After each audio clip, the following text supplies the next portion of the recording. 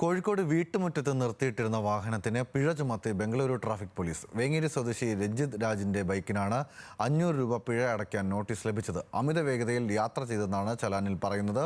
എന്നാൽ ഇതുവരെ ബൈക്കുമായി ബംഗളൂരുവിൽ പോയിട്ടില്ലെന്നും മറ്റൊരു വാഹനം നടത്തിയ നിയമലംഘനത്തിനാണ് തനിക്ക് നോട്ടീസ് ലഭിച്ചതെന്നും രഞ്ജിത്ത് പറയുന്നു.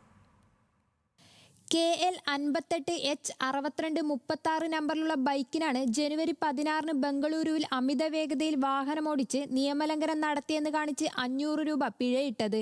എന്നാൽ വേങ്ങേരിയിലെ രജിത് രാജിന്റെ പേരിൽ രജിസ്റ്റർ ചെയ്ത ഈ വാഹനം നാളിതുവരെയായി കോഴിക്കോടിന് പുറത്തേക്ക് പോയിട്ടില്ല.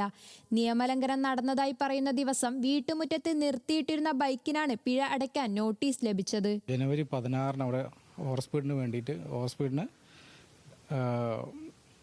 ഒരു ഫൈന് കിട്ടുന്നത്.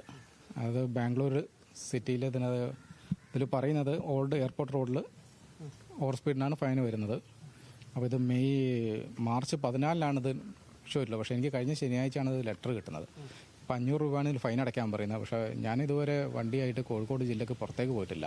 ശനിയാഴ്ചയാണ് ബംഗളൂരു ട്രാഫിക് പോലീസിന്റെ നോട്ടീസ് രജിത്തിന് ലഭിക്കുന്നത്. നോട്ടീസിലെ QR കോഡ് സ്കാൻ ചെയ്ത് പരിശോധിച്ചപ്പോൾ നിയമലംഘനം നടത്തിയത് മറ്റൊരു വാഹനമാണ് എന്ന് വ്യക്തമായി. KL 58K6236 എന്ന നമ്പറിലുള്ള ആക്റ്റീവ സ്കൂട്ടറാണ് ചിത്രത്തിലുള്ളത്.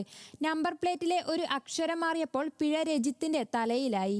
ഇതിൻ്റെ അകത്ത് QR കോഡ് സ്കാൻ ചെയ്യുന്ന സമയത്ത് അതിൻ്റെ അകത്ത് ഒരു സ്കൂട്ടർ പോകുന്നത് കാണുന്നുണ്ട്. പക്ഷേ ആ കൂടുതൽ നമ്പർ അത്ര ക്ലിയർ അല്ല. ഈ 58H എന്നുള്ളതിന് പകരം അത് ഒരു ചെറിയൊരു നമ്പർ മാഞ്ഞിട്ടുണ്ട്. അപ്പോൾ അതിനകത്ത് എൻ്റെ വണ്ടി സ്കൂട്ടറല്ല, ബജാജ് ബൈക്കാണ്.